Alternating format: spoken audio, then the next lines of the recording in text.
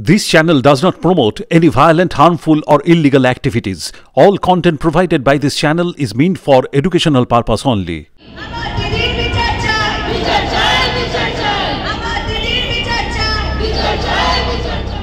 আরজি করে ছাত্রীকে ধর্ষণ করে খুনের কাণ্ডে মঙ্গলবার উত্তাল রাজ্য।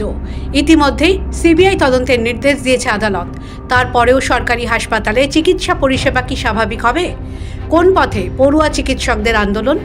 দিনভর কি হলো রইল এক নজরে। আরজিকর কাণ্ডে এদিন কলকাতা পুলিশ এবং হাসপাতাল কর্তৃপক্ষের ভূমিকায় রীতিমতো অসন্তোষ প্রকাশ করেছে কলকাতা হাইকোর্ট।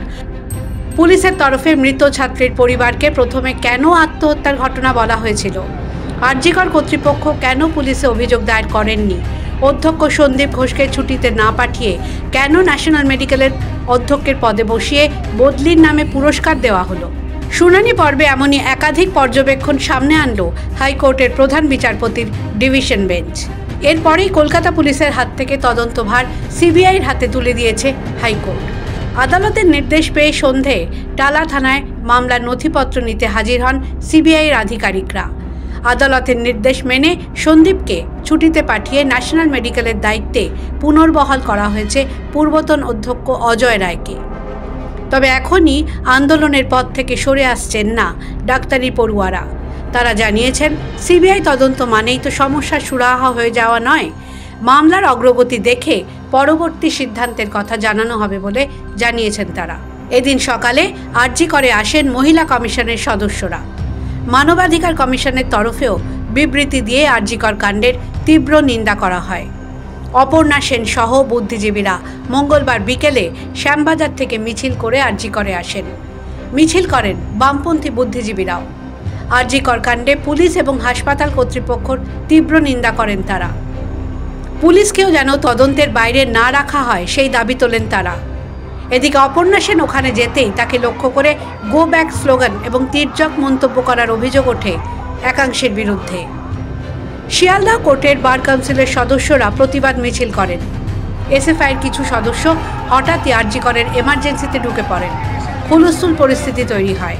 সে সময় ঘটনাস্থলে ছিলেন ডিসি নর্থ অভিষেক গুপ্ত। পরে অবশ্য আন্দোলনকারীরা নিজেরাই বাইরে বেরিয়ে আসেন এবং জানান আন্দোলন জারি থাকবে।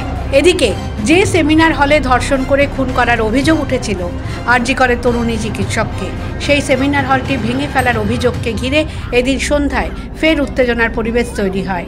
বিক্ষোভকারীদের দাবি, আদালত সিবিআই তদন্তের নির্দেশ দেওয়ার পরেই তথ্য প্রমাণ লোপাটের জন্য সেমিনার হলটাই ভেঙে ফেলার পথে কর্তৃপক্ষ, যদিও কর্তৃপক্ষ এই অভিযোগ উড়িয়ে দিয়েছে। আরজিকর কাণ্ড নিয়ে সরব হয়েছেন দেশের বিভিন্ন প্রান্তের বাঙালি চিকিৎসকরা। আন্তর্জাতিক প্রতিবাদ মঞ্চ চেঞ্জ ORGর মাধ্যমে বিশ্বব্যাপী স্বাক্ষর সংগ্রহ শুরু হয়েছে। মহিলা চিকিৎসকদের নিরাপত্তার বিষয়টি গুরুত্ব দিয়ে দেখার আর্জি জানিয়ে মুখ্যমন্ত্রীর উদ্দেশ্যে সোশ্যাল মাধ্যমে পোস্ট করেছেন ব্রিটেন, আমেরিকা এবং কানাডায় বসবাসকারী বাঙালি চিকিৎসকরা।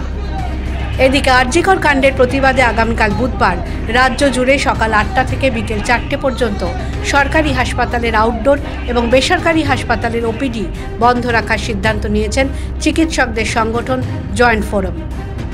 প্রীতি সাহা, প্রিয়াঙ্কা পাত্র এবং অরুণাভ বসুর রিপোর্ট, দ্য ওয়াল।